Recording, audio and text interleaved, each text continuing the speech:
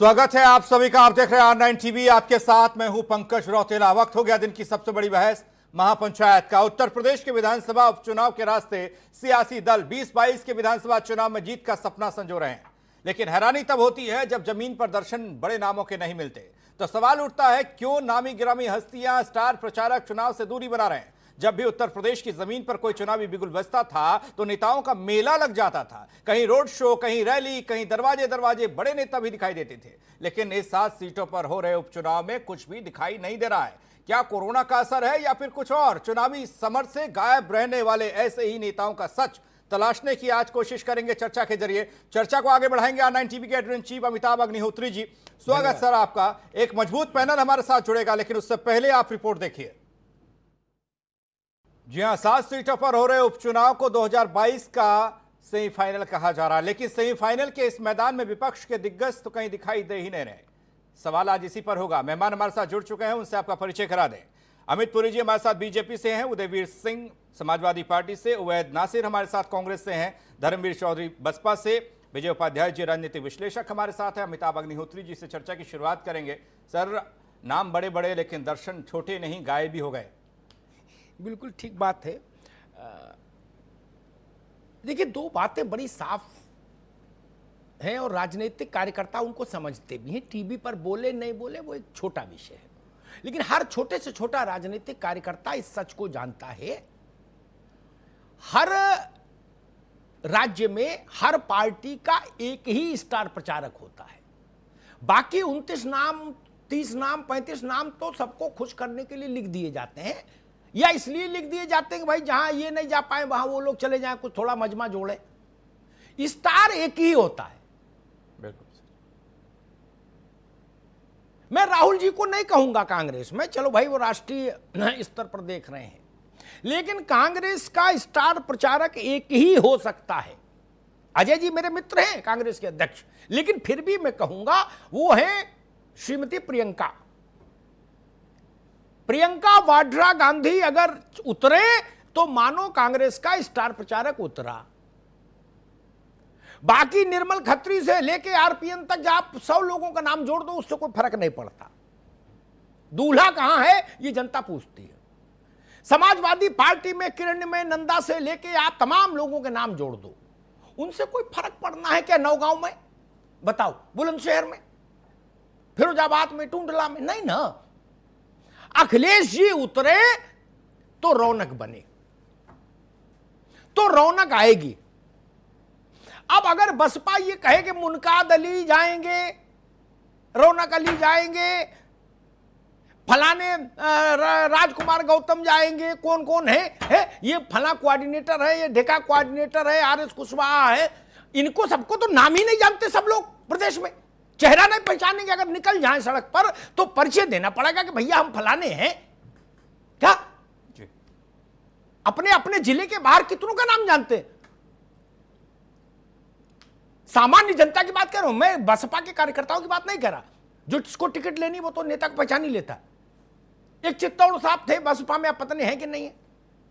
ऐसे तमाम लोग थे, उनको पत्रकार ही नहीं पहचानते थे। जनता छोड़ो, बसपा में बड़े लोग, लेकिन बसपा में एक ही स्टार प्रचारक है, one and only Mayawati. Mayawati ji अपने आवास से निकलेंगी तो बसपा में प्राण प्रतिष्ठा होगी, नहीं निकलेंगी तो रस्म अदायगी होगी कि चल भैया कुछ कर ले यार, फोटो तो भेजी दो व्हाट्सएप पर खींच के ऊपर वालों को कि हम भी प्रचार में लगे हैं। क्या मसला ये नहीं कि आप लगे हैं कि नहीं लगे हैं, मसला ये है कि जो सबसे बड़ा चेहरा है आपका वो आएगा तो करंट आएगा। अब आप बताइए, नरेश उत्तम भी हमारे मित्र हैं, संघर्ष करते हैं, ठीक बात है, लेकिन नरेश उत्तम पटेल वो कागज पर अध्यक्ष हैं समाजवादी पार्टी के प्रदेश के, लेकिन फर्रुखाबाद में अगर वो लोहाई रोड पर पैदल निकले और सपा के जिला कार्यकारिणी के सदस्य लोग ना हो वहां, तो उनको पहचान का संकट हो जाएगा। 2 ही लोग हैं जिनको पहचान का संकट नहीं, नेताजी और अखिलेश यादव। बसपा के पास और संकट घनीभूत है, एक ही है, मायावती जी। और उस पर भी मुश्किल ये कि जब योगी आदित्यनाथ मैदान में उतर गए तो क्या आप उनका मुकाबला मुनकाद अली से कराओगे? क्या उनका मुकाबला निर्मल खत्री कर लेंगे? आरपीएन कर लेंगे? अजय जी कर लेंगे? कांग्रेस में समाजवादी पार्टी में नरेश भाई कर लेंगे कि किरण में नंदा कर लेंगे? कौन करेगा? एक और एक इसका एक दूसरा पक्ष जो जनपक्ष है वो ये कि जनता भी सोचती है, इसकी वजह खोजती है कि आखिर ये लोग उतरे क्यों नहीं। तो जो नैरेटिव सेट होता है वो आपको नुकसान देगा। नैरेटिव सेट होता, जनता सोचती है भाई योगी आदित्यनाथ सभा कर रहे हैं सब जगह आके, अखिलेश जी क्यों नहीं, मायावती जी क्यों नहीं, प्रियंका जी क्यों नहीं। तो कई बार ये नैरेटिव भी सेट हो जाता है कि आप डर गए क्या, या आपने इतना छोटा मान लिया इन चुनावों को। दोनों चीजें जनता को खराब लगती हैं। मैं विजय उपाध्याय से बात शुरू करूंगा, बाकी तो राजनीतिक लोग हैं वो अपनी अपनी बात कहेंगे। विजय जी, मैंने थोड़ी व्यवहारिक बात कह दी। मैं उन सब लोगों का सम्मान करता हूं जितने लोग लिस्ट में गए हैं हर दल से स्टार प्रचारक के तौर पर चुनाव आयोग को। सब नेता हैं और बड़े नेता हैं, लेकिन फिर भी मैं अपनी बात पर कायम हूं। योगी आदित्यनाथ, अखिलेश यादव, मायावती और प्रियंका गांधी चेहरे चार ही हैं। सहमत हैं कि नहीं?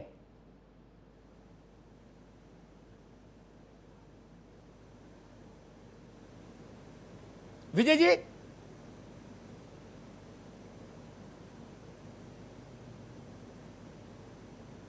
लगता है विजय जी तक आवाज नहीं आ रही है मुझे। हाँ, आ रही है, बताइए जी। मैंने पूछा तो भाई, मैंने कहा 500 स्टार प्रचारक की सूची हो सकती है, लेकिन उत्तर प्रदेश में चेहरे चार ही हैं, योगी आदित्यनाथ, अखिलेश यादव, मायावती और प्रियंका गांधी। जी जी, सहमत हैं कि नहीं? हाँ बिल्कुल सहमत हूँ। ये लोग क्यों नहीं उतरे मैदान में? बाकी तीन कहां हैं? जी अमिताभ जी, दरअसल ये जो बाई इलेक्शन है ना जी, ये बहुत ही रोचक चुनाव होने जा रहा है, क्योंकि ये 6 महीने लंबा जो महामारी एक्ट वाला जमाना रहा, कोरोना काल जिसे कहते हैं, इसके बाद ये चुनाव हो रहे हैं 7 सीटों के। और उत्तर प्रदेश सरकार ने जब से 2017 में कुर्सी संभाली है, आप देखिए तो बाई इलेक्शन के मामले में इस सरकार की परफॉर्मेंस कोई बहुत अच्छी नहीं रही, चाहे लोकसभा चुनाव हो चाहे विधान। किसी पार्टी को अगर गेन हुआ है लगातार तो वह है समाजवादी पार्टी। भले ही 1 सीट करके आगे बढ़े ये इनकी, लेकिन संख्या आज 48 है 47 से जी। तो अब ये बहुत महत्वपूर्ण है कि इस 6 महीने का जो दरमियाना है, इसमें जनता ने तरह तरह की चीजों को सोचा, घर में रहने के लिए मजबूर रहे, तमाम मुसीबतें आई, तमाम सहूलियतें भी, सरकार का भी बहुत सा काम धाम रहा। मेरा प्रश्न दूसरा था, बड़ा फोकस प्रश्न था। आपकी समझ क्या कहती है, प्रियंका जी, मायावती जी, अखिलेश जी क्यों नहीं उतरे मैदान में? सिर्फ इतना सवाल था। बाकी कोरोना काल तो अलग चीज है।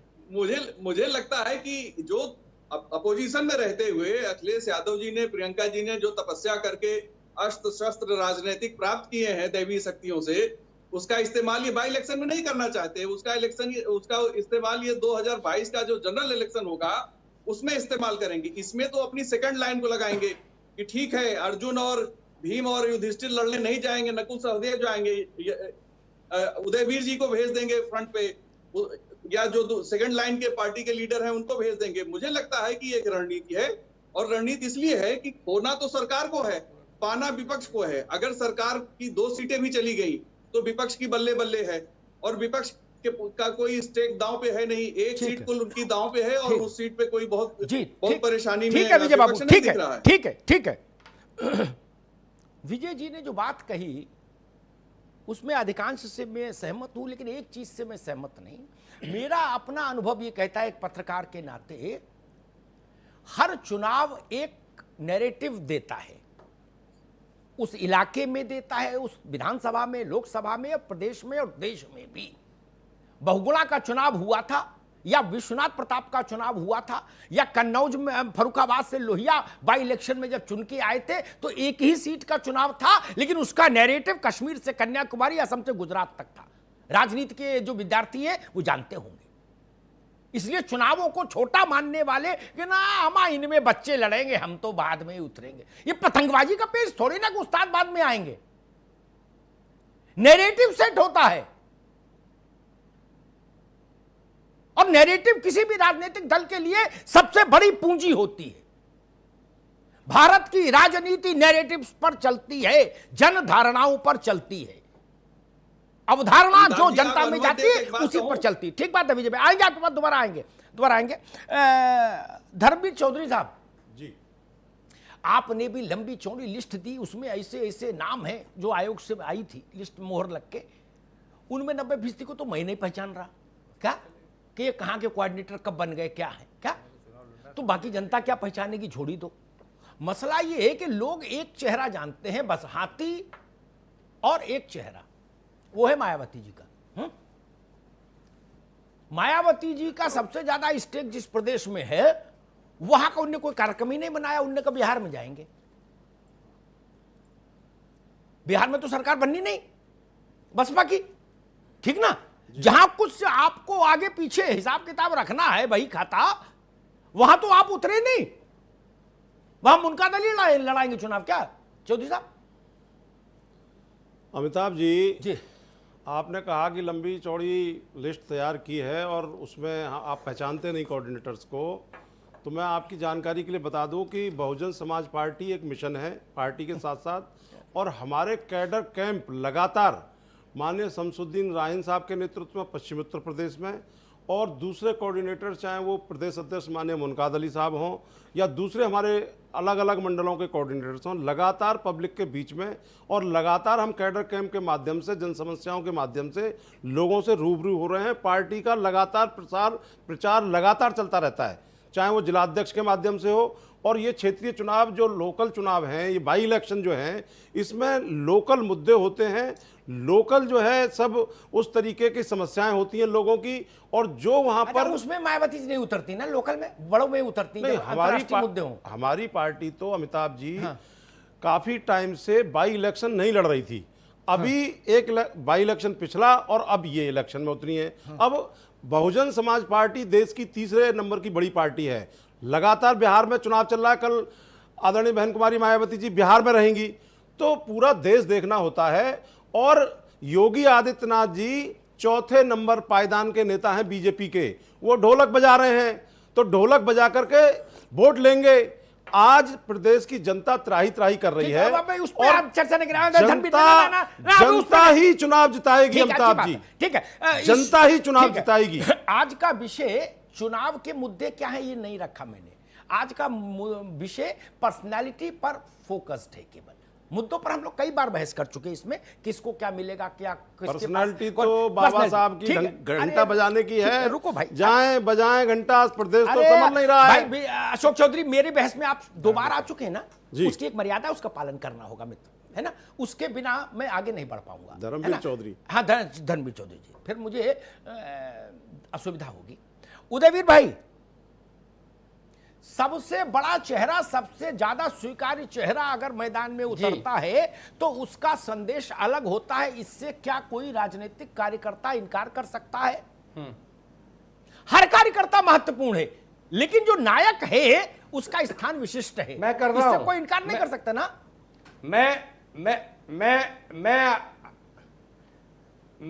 मेरी बात सुनिए।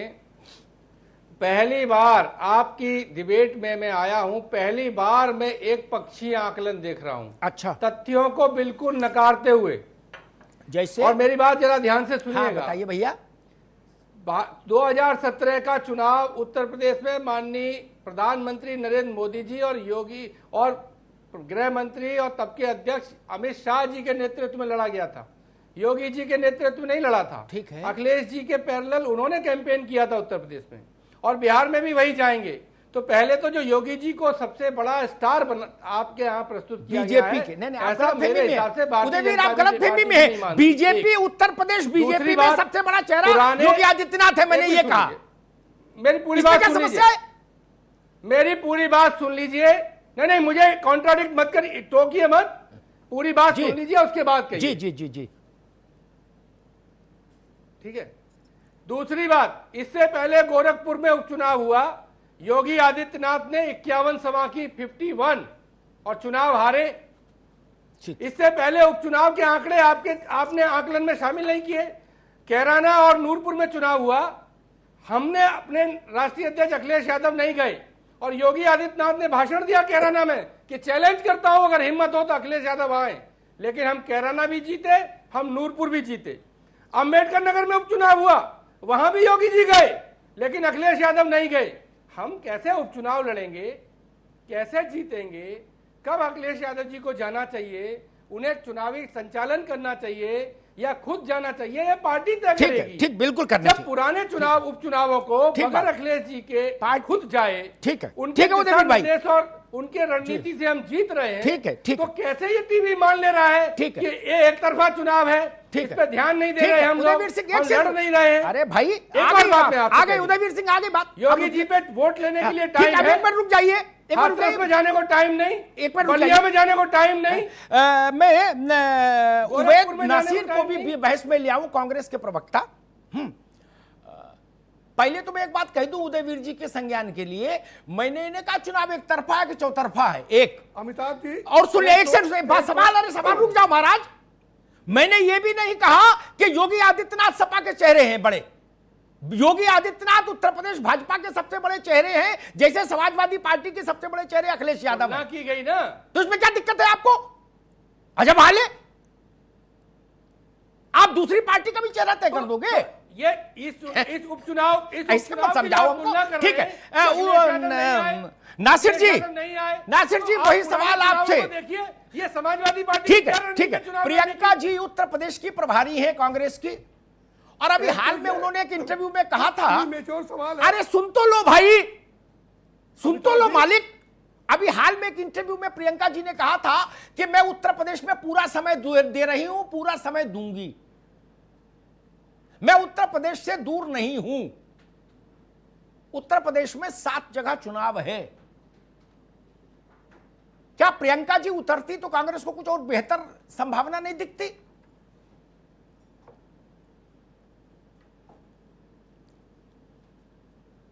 अभी से आपने कैसे डिसाइड कर लिया कि प्रियंका जी नहीं उतरेंगी?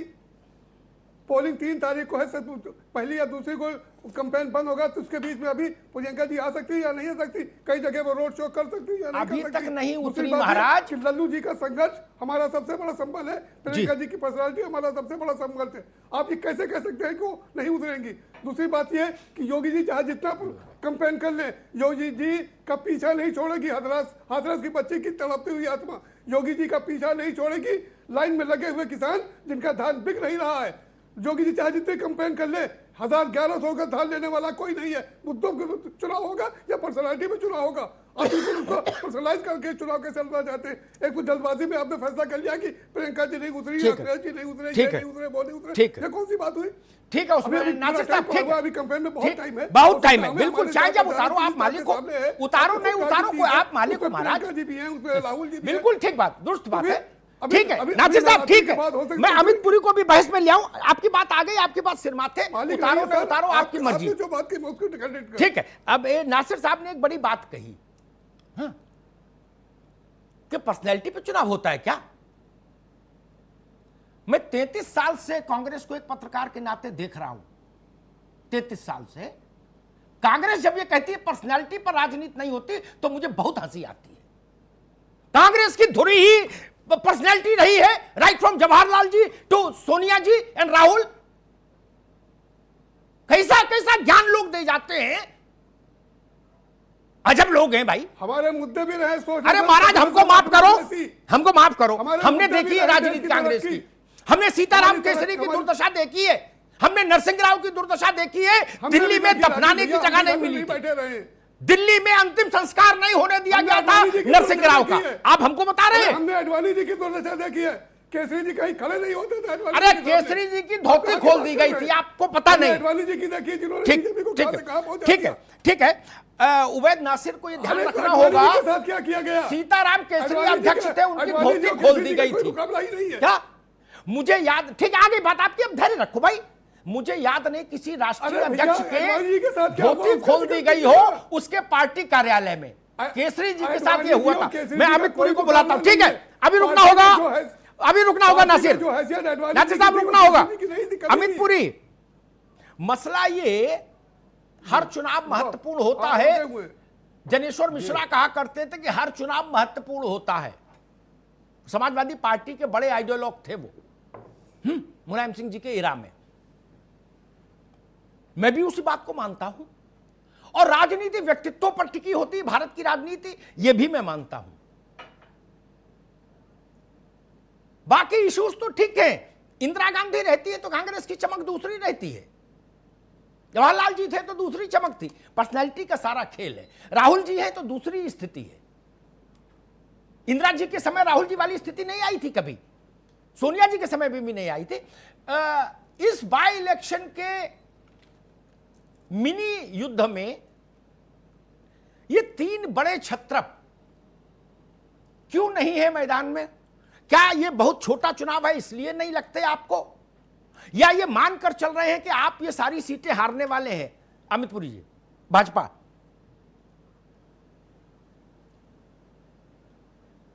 आता हूं मैं आपके सवाल का जो जेरे बहस मुद्दा लाए उसकी आत्मा के मर्म पे जाता हूं। जी, ये उत्तर प्रदेश वो उत्तर प्रदेश है जिसके मुख्यमंत्री बाई इलेक्शन में टीएन सिंह जब हारे तो उत्तर प्रदेश की राजनीति की धुरी बदली।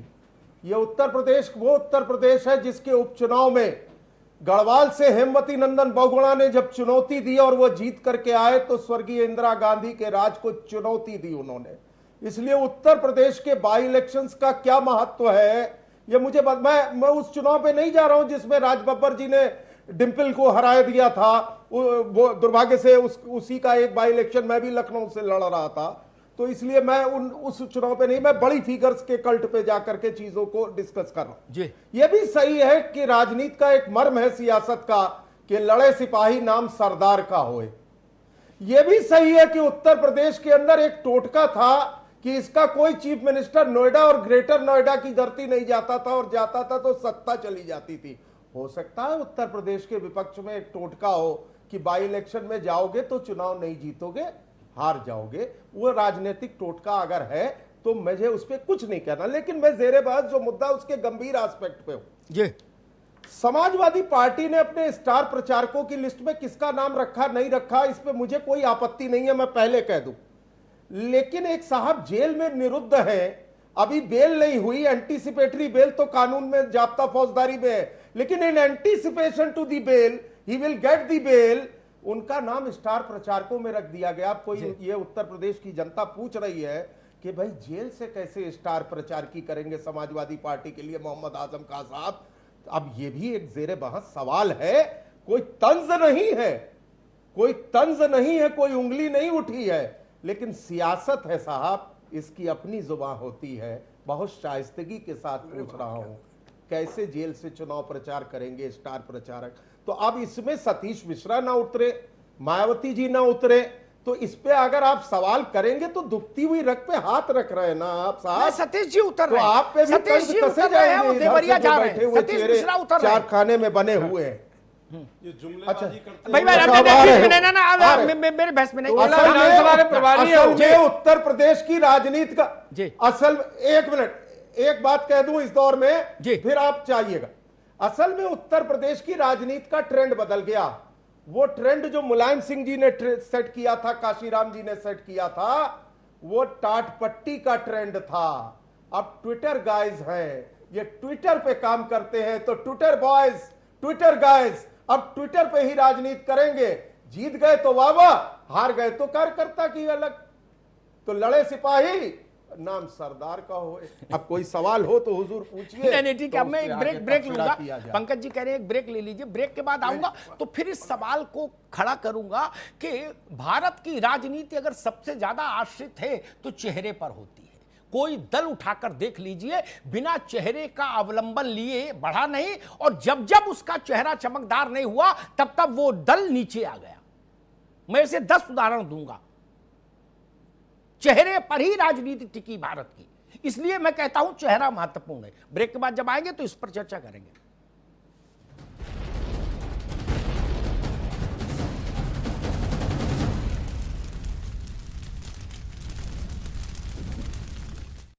यूपी विधानसभा उपचुनाव के रण में विपक्षी पार्टियों के तमाम बड़े चेहरे गायब हैं, तो ऐसे में सवाल ये कि बीजेपी को क्या वॉक ओवर दे दिया गया है? सीधे चले अमिताभ जी के पास, प्लीज सर। नहीं, मैं तो कहता हूं जो आपने सवाल किया पंकज जी, वॉक ओवर दिया नहीं दिया, या तो ये मान लो या ये मान लो कि विपक्ष ने ये मान लिया कि बिना ही हमारे बड़े लोगों के उतरे, भाजपा को सारी सीटें गंवानी है तो बड़े लोग क्यों उतरे। दोनों में से कुछ भी मान लो, उसी पे बहस हो जाए जी। और चुनाव में तो अंतिम सफलता परिणाम ही बताता है। अभी हमारे मित्र चौधरी साहब कह रहे थे कि भाई एक मिशन है और 365 दिन चलता है। मैं इसका खंडन नहीं करूंगा, उनकी पार्टी का मामला है, वो कह रहे हैं तो सिर माथे। लेकिन 2007 में अंतिम विजय हुई थी बसपा की उत्तर प्रदेश की जमीन पर, उसके बाद से विजय खोज रही है बसपा। अगर 365 दिन मिशन चल रहा होता तो गाजीपुर से गाजियाबाद और बस्ती से बहराइच तक लहर नहीं दिखती। 12 और अब 20 है, 7 और अब 20 है। चौधरी साहब जी, अमिताभ जी देखिए, अमिताभ जी ऐसा है, जिस समतामूलक समाज की स्थापना के लिए महात्मा ज्योतिराव फूले, पेरियार साहब, बाबा साहब अंबेडकर, मान्यवर काशीराम और बहुत सारे महापुरुषों ने अपना पूरा जीवन लगाया, बहुजन समाज पार्टी उनका ही एक पौधा है। और हम तो एक लंबी लड़ाई लड़ रहे हैं, आप तो एक उपचुनाव की बात कर रहे हैं। मैं आपको बता दूं कि 2014 के इलेक्शन के बाद में केंद्र की सरकार 7 राज्यों में लगातार चुनाव हारी। ठीक है। और नरेंद्र मोदी जी से लेकर के बड़े बड़े स्टार प्रचारक जो है फेल हो गए। ठीक। अभी हमारे भाई बता रहे थे, और बहन कुमारी मायावती जी ने एक इशारा किया था, चाहे वो फूलपुर हो, गोरखपुर हो, कैराना हो, नूरपुर हो, धूल चटा दी थी एक इशारे पर। बहुजन समाज पार्टी का कार्यकर्ता नीला झंडा लेकर के साइलेंट चलता है, साइकिल पे चलता है, लेकिन वोट की ताकत उस मोटरसाइकिल वाले और फॉर्च्यूनर वाले के बराबर है। ये बाबा साहब के दिए हुए संविधान में अधिकार है। जी, तो हम लोग कोई कमजोरी के साथ नहीं लड़ रहे हैं। माननीय सतीश चंद्र मिश्रा जी के नेतृत्व में, आदरणीय बहन कुमारी मायावती जी के नेतृत्व में पूरी मजबूती से बहुजन समाज पार्टी चुनाव लड़ रही है। ठीक है, ठीक। आगे आपकी बात, आगे सब लोग को अपनी अपनी बात कहो, जनता को अच्छा लगेगा। जाऊं जनता थोड़ा ऊब जाती है। एक बात धर्मवीर भाई ने जो कही उस पर मुझे कहनी है, फिर मैं उपाध्याय जी के पास चलूंगा। उन्होंने सारा क्रेडिट बसपा को दे दिया, गोरखपुर का, फूलपुर का, कि एक इशारे में परिणाम बदल दिया हमने। ठीक बात है, अगर ये क्रेडिट आप ले रहे हैं तो महागठबंधन की असफलता का अपयश भी लेना चाहिए। उतना बड़ा दिल करिए राजनीति में। अमिताभ जी, वहां इशारा नहीं, वहां तो आप खुद उतरे थे मैदान में। 16 लोकसभा की सीटें उत्तर प्रदेश में हमने जीती हैं, और हम मनुवादी के किलों को तोड़ नहीं पाए, लेकिन चटका जरूर दिया हमने उत्तर प्रदेश में। ठीक है। पूरे देश में इनका प्रचंड बहुमत चल रहा था, उत्तर प्रदेश में ये जो नारा देके आए थे उसमें फेल हो गए। ठीक है, ठीक। आगे बात, आगे। अब मुझे उपाध्याय जी कह रहे उत्तर प्रदेश में उनको दीवार गिरा नहीं पाए, चटका दी। लोकसभा की जो टैली है उत्तर प्रदेश की, वो बताती है ना चटकी है ना भटकी है दीवार बहुत मजबूत है। 16 कहां से आ गए अमिताभ? ठीक है ना। अरे भाई बाबा, आप बोल चुके, लगातार बोलोगे क्या उपाध्याय जी? बात समझ नहीं आई मेरे। जीते का क्रेडिट ले रहे हैं कि हमने नूरपुर जिता दिया, हमने गोरखपुर जिता दिया इशारे मात्र से, और 7 के बाद से अब तक की जितनी पराजय है उसका कोई जिम्मेदारी लेने को तैयार नहीं। फिर नहीं, देखिए, शायद बसपा की जो रणनीति है ना, वो थोड़ा अलग किस्म की है। अच्छा। ये दावे ये कुछ भी कर रहे हो, लेकिन इनकी 19 से 18 सीटें हो गई हैं विधानसभा में। एक सीट इनकी अंबेडकर नगर समाजवादी पार्टी ने जीती जी। और उसी समाजवादी पार्टी पे आरोप लगाकर लोकसभा चुनाव में जो रिजल्ट आए कि भाई रिजल्ट अच्छा, वो भी सपा ने तो सबसे अच्छी सीटें इनको प्रायोरिटी पे दे दी। उसके बाद फिर इनको रिजल्ट इनके ठीक आ गए सपा से लोकसभा में, लेकिन जो विधानसभा में रिजल्ट थे वो उसमें तो ये बहुत पीछे हैं। उनकी सीटें 47 से 48 हो गई, इनकी 19 से 18 हो गई। तो ऐसा नहीं है कि बसपा के दावे बिल्कुल सही हैं, लेकिन जो उत्तर प्रदेश के उपचुनाव का जो गणित है वो थोड़ा सा भिन्न हो गया है। पिछले तमाम सरकारों में ऐसा होता था कि उपचुनाव को सत्ता का चुनाव माना जाता था, लेकिन जब से योगी जी की सरकार है, चाहे लोकसभा के बाई इलेक्शन हो चाहे विधानसभा के बाई इलेक्शन हो, उसमें विपक्ष का अपर हैंड कुछ न कुछ जरूर बन गया। लोकसभा में तो बिल्कुल दुरुस्त बन गया, 3 सीटें एकदम से कब्जा कर ली थी। तो ये जो अभी नए तरीके की नैरेटिव है, नए तरीके का जो राजनीति हो रही है उत्तर प्रदेश में, और ऐसा जो बातें आपने कहा कि हेमंत नंदन बहुगुणा या जो इलाहाबाद का चुनाव था जिसमें बीपी सिंह चुनाव लड़े थे 89 का, तो वो सब दौर अलग किस्म का है। ये दौर एक नए किस्म का है।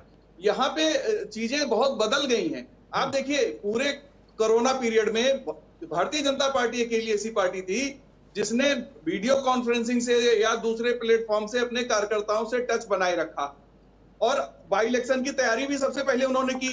सबसे ज्यादा रैली बैठक रेगुलर हो रही इनकी, चाहे मुख्यमंत्री कर रहे हो, चाहे पार्टी के प्रदेश अध्यक्ष कर रहे हो, संगठन मंत्री कर रहे हो। और आपको याद दिला दूं कि कोरोना के दरमियान जेपी नड्डा वगैरह ने राष्ट्रीय स्तर पर बड़ी रैलियां भी की हैं, वो भी फेसबुक के माध्यम से और दूसरे माध्यम से। इसके बावजूद बीजेपी विपक्ष को कॉन्फिडेंस है उत्तर प्रदेश में।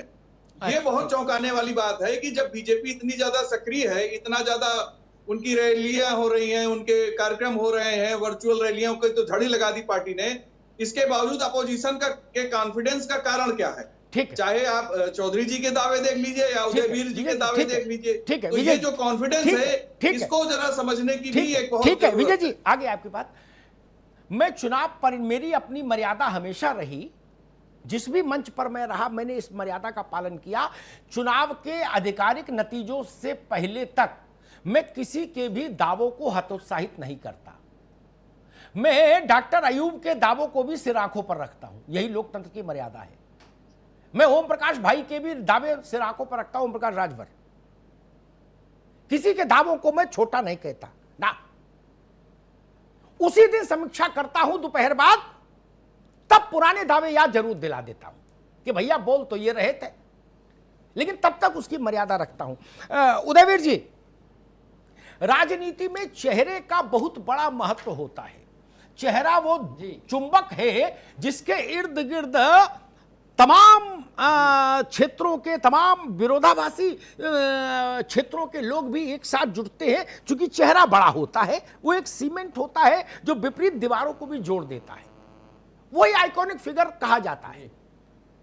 नाम लेने की जरूरत नहीं, इस देश में बहुत सारे आइकॉनिक फिगर हुए, और जब वो नहीं रहे तो फिर उनकी पार्टियां वैसा चमत्कार नहीं कर पाई। तो राजनीति में चेहरे की उपयोगिता से कैसे इनकार किया जा सकता है? कार्यकर्ता महत्वपूर्ण है, लेकिन कार्यकर्ता अगर बारात है तो चेहरा दूल्हा है। उदयवीर जी,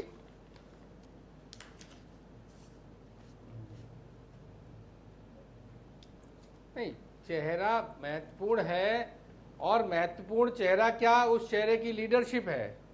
वो लीडरशिप है, उस लीडरशिप के ही लीडरशिप में चुनाव लड़ा जा रहा है। हमारे यहाँ तो किसी ने ये चिट्ठी भी जारी करके नहीं बताया कि कौन सी विधानसभा में क्यों कौन लगा है। क्यों बताएं हम? ठीक बात है। जिसको ड्यूटी करनी है वो ड्यूटी कर रहा है, जिसको जिस सेक्टर में जाना है वो काम कर रहा है। जब अखिलेश जी को जरूरत पड़ती है वो बात करेंगे। उसके लिए उन्हें किसी टीवी पे आना या हमारे पुरी साहब को बताना या सतीशन मिश्रा जी को, पुरी साहब को बताना पड़ेगा कि मैं टूंडला में चुनाव लड़ा रहा हूं। तो ये तो पार्टी तय करती है। वही नेता की लीडरशिप जो होती है वो अपनी रणनीति तय करता है जी। कौन पार्टी कहां चुनाव ले जाना चाहती है, कौन पार्टी किस मुद्दे पे चुनाव रखना चाहती है। अगर योगी आदित्यनाथ ने केरला में चैलेंज किया कि अखिलेश यादव आए, तो किसी उद्देश्य से किया होगा ना। ठीक, या ऐसा ही बोलते रहते हैं वो? ऐसा नहीं है ना। ठीक, लोग सोच समझ के बोलते हैं, प्लानिंग रणनीति से बोलते हैं जी। और देखिए, सरकार को चिंता है उपचुनाव को किसी दूसरे मुद्दे पर ले जाने की, इसलिए योगी जी भाषण दे रहे हैं। वो उत्तर प्रदेश के विकास में नहीं दे रहे हैं, उत्तर प्रदेश के मुद्दों पे नहीं दे रहे हैं, वो किन्हीं और मुद्दों पे दे रहे हैं। और हम चाहते हैं कि मुद्दा विकास रहे, जो सरकार की परफॉर्मेंस है उस पे रहे। ठीक ठीक ठीक। अब ट्विटर गाइस बता दिया जी। तो ट्विटर ओल्ड मैन कौन है इस देश में? ठीक, ट्विटर ओल्ड मैन तो मोदी जी है ना। उनसे ज्यादा ट्विटर और सोशल मीडिया पे कौन रहता है? घाट पट्टी पे दाढ़ी भी छिलवा। ठीक है, आगे बात, आगे उदय भाई आगे बोलिए, बीच में नहीं बोलिए भाई। आगे बात, आ गई बात, अच्छी बात है। ट्विटर गाइड बता रहे हैं, ट्विटर खराब भी तो दिल्ली में बैठा है। उदय जी रुकना होगा। मैं मैं उवैद नासिर साहब के पास चलूंगा। खाली बदनाम करने ठीक के है, लिए अरे टीवी रुको का भाई, प्रचार आगे बात, करेंगे। उदयवीर भाई आगे बात, उवैद नासिर साहब के पास चलूंगा। नासिर जी, राजनेताओं का एक शगल है, उनका मसला हो तो वो कहते भाई ये तो हमारी पार्टी का मसला है, दूसरा क्यों बोल रहा, मीडिया भी नहीं बोल सकती। दूसरी पार्टी का मसला हो तो वो बोल सकते हैं, लेकिन उनकी पार्टी का मसला हो तो मीडिया भी नहीं बोल सकती। क्यों भाई? जब सार्वजनिक जीवन में है, राजनीतिक दल का मतलब सर पब्लिक लाइफ में है, तो आपके हर मूव की पब्लिक फोरम पर डिबेट का हिस्सा होगी, इसमें तकलीफ क्या है नासिर साहब? नहीं, बिल्कुल कोई तकलीफ नहीं है। मीडिया को पूरा हक है, और चूंकि मैं भी खुद मीडिया का ही आदमी हूँ, इसलिए मीडिया को तो पूरा हक है कि बहुत सवाल पूछे, इस पर कोई प्रॉब्लम नहीं है। हाँ, दूसरी पार्टियां ये नहीं कह सकती कि हमने किसको भेजा किसको नहीं भेजा, ये एक हमारा मसला है। किसी भी पार्टी को हम नहीं कहेंगे कि हमारे अमित भाई ने कहा कि पार्टी में किसी को भेजा नहीं भेजा, या उदयवीर भाई के यहाँ से किसने किसी को भेजा, ये हमारा हाईटेक नहीं है। इसी तरह से लेकिन मीडिया को पूरा हक है कि हमसे पूछे कि हमारा भला आदमी क्यों नहीं गया, क्यों नहीं गया। तो हमने आपसे पहले अर्ज किया कि अभी हमारे पास टाइम है। प्रियंका जी डेफिनेटली हर क्षेत्र में कम से कम एक रोड शो जरूर करेंगी, ये हमें पूरा विश्वास है। दूसरी बात है कि मैं चेहरे पर आपको सिर्फ एक वाकया लखनऊ का सुना देना चाहता हूं, जो हमारे अमित भाई को अच्छी तरह से मालूम होगा, ये चूंकि हमारे सीनियर हैं और लखनऊ को बहुत अच्छी तरीके से जानते हैं। चेहरे की एक लाइन में बात करना चाहता हूँ। लखनऊ के कारपोरेशन के इलेक्शन में एक बहुत बड़े यहाँ हकीम हुआ करते थे, हकीम शमसुद्दीन साहब, उनको यार लोगों ने खड़ा कर दिया इलेक्शन में। अब उनका इलेक्शन, जाहिर सी बात, वो बहुत बड़े हकीम थे, उनका इलेक्शन तो जीतना ही जीतना था। कुछ ठेलुओं ने उठा के यहाँ के एक तवाइफ दिलरुबा को खड़ा कर दिया। अब दिलरुबा की महफिल में ज्यादा भीड़ होने लगी, उसकी मीटिंग ज्यादा कामयाब होने लगी, हकीम साहब बड़ी मुश्किल में फंस गए। तो एक साहब ने वहां पे नारा दे दिया कि दिल दो दिलरुबा को और वोट दो हकीम शमसुद्दीन को। और अमित भाई गवाह हैं कि हकीम शमसुद्दीन साहब ने स्वीप कर दिया, दिलरुबा के चेहरे पे वो इलेक्शन लड़ा गया। दिलरुबा ने खूब भीड़ बटोरी, दिलरुबा ने खूब चाय पिलाई, खूब चाय पी, लेकिन आखिर में इलेक्शन जीते हकीम शमसुद्दीन साहब, इसलिए कि वोटर संजीदा होता है, वोटर समझता है उसे किसको वोट देना है और किसको वोट नहीं देना है। हम आपसे फिर एक बार ये रिक्वेस्ट करना चाहेंगे कि अभी जल्दबाजी में फैसला न कीजिए। हमारे सीनियर लीडर, खासकर के जो स्टार प्रचारक में से हैं, उनमें से कई लोग तो एक्टिव हैं। जैसे आज ही प्रमोद तिवारी जी ने बांगरमऊ में मीटिंग की, मोना मिश्रा जी लगी हुई है, लगे हुए हैं। इसी तरह ठीक है, आगे बात, आगे भाई, समय कम है, आगे बात आपकी, आगे। मैं आराधना जी और प्रमोद तिवारी जी की बात नहीं कर रहा। के बारे में कहा ना, उनको प्रियंका गांधी से क्विट कर देंगे क्या हम? ऐसा भी मत बोलो भाई, थोड़ा तो लिहाज करो अपने नेता के चेहरे का यार। ना कि प्रियंका जी, मतलब आप सबको प्रियंका जी के बराबर खड़ा कर दोगे?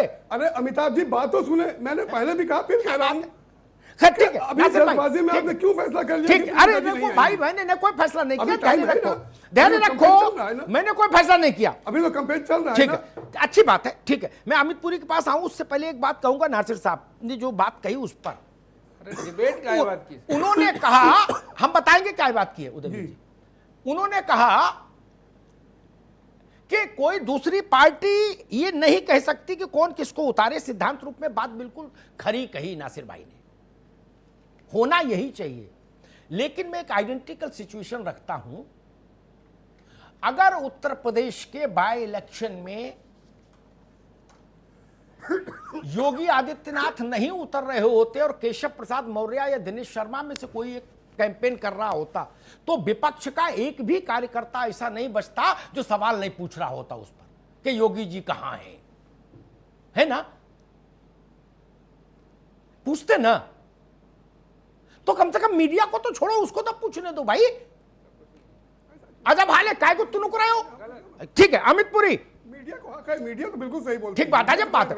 अमित पुरी, आपने सुना विपक्ष को? विपक्ष कह रहा है कि हमारे पास जीतने लायक परिस्थितियां पहले से मौजूद हैं बाय इलेक्शन में, तो बड़े लोग क्यों उतरे? भारतीय जनता पार्टी की स्थिति क्या है भाई? पहले कोई सीएम नहीं उतरता था, अभी शुरू हुआ है जी। ठीक है, हाँ, ठीक है, कह लिया। अब मैं कहता हूं, और ज्यादा नहीं, 4 वाक्य बोलूंगा, छोटे छोटे। पहला, आपकी जो एक विजडम थी उसको आज बड़ी जबरदस्त तरीके से उसकी एनाटमी की गई कि चेहरे पे राजनीति नहीं होती साहब। 3 छोटे वाक्य बोले दे रहा हूं, 3 उदाहरण। इस देश ने सुना, जात पे ना पात पे मोहर लगेगी इंदिरा जी की बात पे। इस प्रदेश ने सुना, जिसका जलवा कायम है उसका नाम मुलायम है। इस प्रदेश ने सुना, बाबा तेरा मिशन अधूरा, मायावती करेगी पूरा। अब मुझे कहने की जरूरत नहीं है कि व्यक्तित्व पे नारे इस प्रदेश में गढ़े गए कि नहीं गढ़े गए, लेकिन हां, ऐलान हो गया कि लखनऊ से मुनादी हो गई है सिक्का बादशाह का और हुक्म जिल्ले इलाही का, आवाम इसी पे वोट दे देगी। यह गलत फहमी में मत रहिए हुजूर, जुबान खलक ही जुबान खुदा होती है, जमहूरियत की यही पहचान होती है। और एक विजय भाई ने कहा कि यह नया दौर है, इसमें टीएन सिंह और बहुगुणा का चुनाव मत गिनाइए। इसीलिए बता रहा हूं हुजूर, बड़े अदब और एहतराम के साथ, इस सरजमीन लखनऊ से, यह नया दौर है जिसमें 14 के लोकसभा के बाद अधिकांश बाई इलेक्शन बीजेपी हार गई। लोगों ने कहा वन टाइम वंडर मोदी, 17 में 300 सीट जीत के आई। उस 17 के बाद बाई इलेक्शन हुए, नूरपुर, कैराना, फूलपुर हार गए। लोगों ने कहा राइट ऑफ बीजेपी, प्रधानमंत्री के क्षेत्र में बीजेपी हार गई। और फिर 2019 आया, कहा मिलकर लड़ेंगे तो इनको मात दे देंगे। मिलकर लड़े सारे, कभी यूपी को साथ पसंद, कभी हाथी और साइकिल का मेल पसंद, लेकिन आवाम ने फैसला कर दिया। इसीलिए हुजूर कहता हूं, जुबान खलक ही जुबान खुदा होती है। ये नया दौर है, इसकी राजनीति में कोई कैलेंडर में आखिरी दिन नहीं है। तो फिर न उपचुनाव जीता तो काहे को आखिरी है, सेमीफाइनल और की न बात हार है? आखिरी है, न जीत आखिरी है, न हार उपचुनाव को आखिरी है। सेमीफाइनल। अभी इस नए दौर में बात और बाकी है, आने दीजिए रंग, पता लग झारखंड से जाएगा लेकर कितने स्टेट किसके हारे दम मोदी में जी, ठीक कितना है, दम ठीक, है, जी। ये पता लग जाएगा। झारखंड से लेकर कितने ठीक स्टेट है, हारे, ये अमिताभ भी साहब, पता प्लीज लग संवाद जाएगा। में हुजूर, ठीक। परेशान न होइए, दर्द ठीक न है, रखिए। एक आज सीबीआई ने छापा मार दिया है कांग्रेस के अच्छा, दफ्तर वो में। दर्द सीबीआई वाला, ठीक है, आगे बात, आगे मित्र, आगे अमित भाई, आगे बात। जिस दल को उपचुनाव का को महत्वहीन मानना है, उसको भी पूरी आजादी महत्वहीन मानो। कोई जोर जबरदस्ती थोड़ी ना लोकतंत्र में। हम सवाल इसलिए, आप नहीं लड़ रहे होते तो हम सवाल भी नहीं पूछते आपसे। लड़ रहे हो इसलिए मुझे गलतफहमी हुई कि आप भी चुनाव को महत्वपूर्ण मान रहे हो, तभी ना लड़ रहे हो, इसलिए गुस्ताखी कर बैठा के सवाल पूछ लिया। अगर आपके लिए इतना छोटा चुनाव है तो मत लड़ते, हम बुलाते ही नहीं बहस में, कहते भाई आपसे ये सवाल पूछने का बनता ही नहीं। ठीक, एक उदाहरण देता हूं, किस्सा बता देता हूं। कल्याण सिंह और मुलायम सिंह जी का दौर था उत्तर प्रदेश में। दो ही शीर्षस्थ नेता थे, एक साइड में एक विंग के नेता थे कल्याण सिंह और दूसरे विंग के नेता थे मुलायम सिंह यादव। मुलायम सिंह जी ने एक बार मैं मिलने गया तो उन्होंने हमसे इसे भाजपा और उनकी चर्चा चलने लगी, सपा की, फिर कल्याण सिंह जी और मुलायम सिंह जी के व्यक्तित्व की चर्चा मैंने की।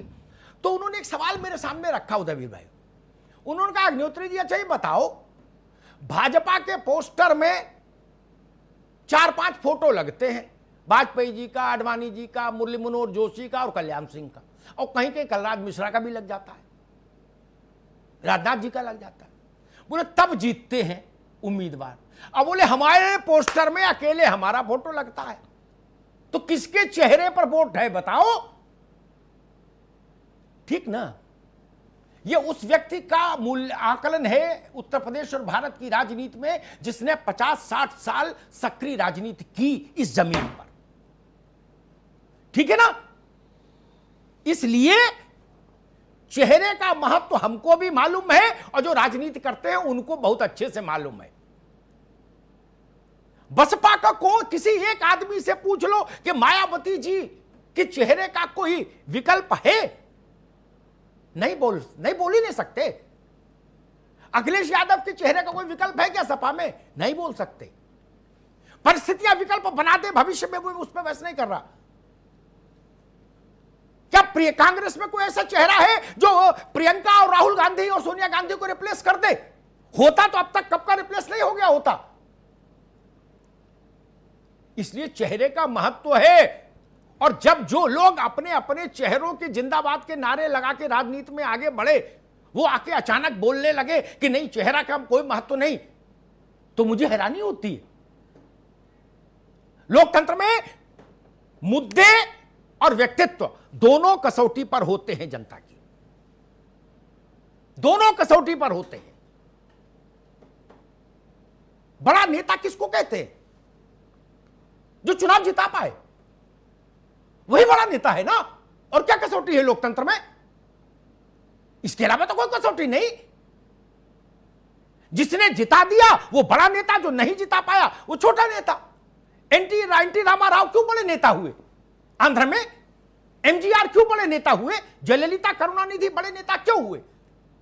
क्योंकि उनके चेहरे पर, उनके फोटो पर, उनकी आवाज पर लोग जीतते रहे, इसलिए देश में बड़े नेता है। इसलिए आज ये सवाल लेकर आया। इसमें नाराजगी नहीं होनी चाहिए, और राजनीतिक कार्यकर्ताओं को तो वैसे भी नाराजगी नहीं होनी चाहिए भाई। उनके ही नेता का महत्व तो बता रहा हूं। ये मान के कि आपका नेता महत्वपूर्ण है इसलिए पूछ रहा हूं, तो इसमें प्रसन्नता की बात है, कॉम्प्लीमेंट है। और बाकी बातें 10 तारीख को करूंगा इसी मंच पर। बिल्कुल। तब टीएम सिंह से लेके, बहुगुणा से लेके और उस दिन के चुनाव परिणाम तक सबकी समीक्षा करेंगे। तब पूछेंगे किसकी नीति कहां टिकी, किसकी रणनीति कहां टिकी।